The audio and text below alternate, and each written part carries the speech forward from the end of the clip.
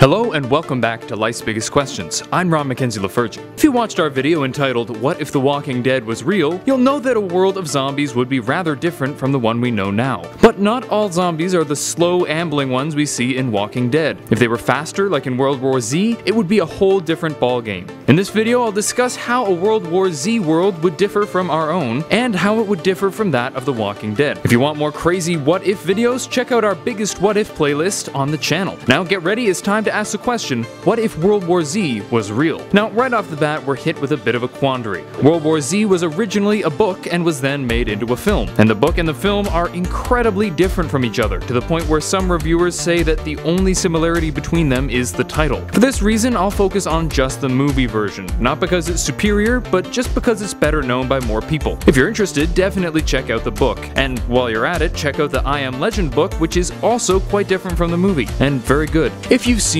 World War Z, you'll know that the zombies in the film were a far cry from your classic slow zombie. These were very quick and able to work together to a terrifying degree. The wall climbing scene should be enough to scare the daylights out of anyone. This would change up the tactics of the survivors a good deal, since you wouldn't be able to deal with them nearly as easily, and there would be fewer safe places to hide and defend. This means that humanity would need a good deal of cooperation and weaponry to deal with the zombie threat. Another big difference is the time it takes to turn into a zombie. In The Walking Dead, it can take hours or days for a person to die and turn into a zombie. This leads to some pretty tense moments and tearful goodbyes. In World War Z, however, it just takes 12 seconds. No time for a real goodbye, barely enough time to end one's life before turning. This can be both beneficial and harmful to survivors. When in the midst of a large fight, the short incubation period would make it incredibly difficult to remain aware of where your enemies are. It could be that the guy beside you who was fine 30 seconds ago will suddenly turn around and bite you in the neck. On the other hand, the short incubation period makes it near impossible for someone to hide the fact that they were bitten and infiltrate a secure area. So you wouldn't have to worry about the incredibly common trope in zombie films of someone hiding their bite only to later turn and attack their friends. I hate that trope so much. There is one further quirk that the World War Z zombies had that is incredibly important to the survival of mankind. They don't attack the sick or injured. This was because the virus wanted to prioritize hosts that would be better fit to spread it. This is something that was hinted at throughout the film, like when the zombies ignored the drunken homeless man and the soldier with the bum leg. And by the end, it was found to be the ultimate solution. A vaccine was created that could be administered to the population, which infected them with a disease that caused the zombies to become non-aggressive to them. This seems to be the best option for us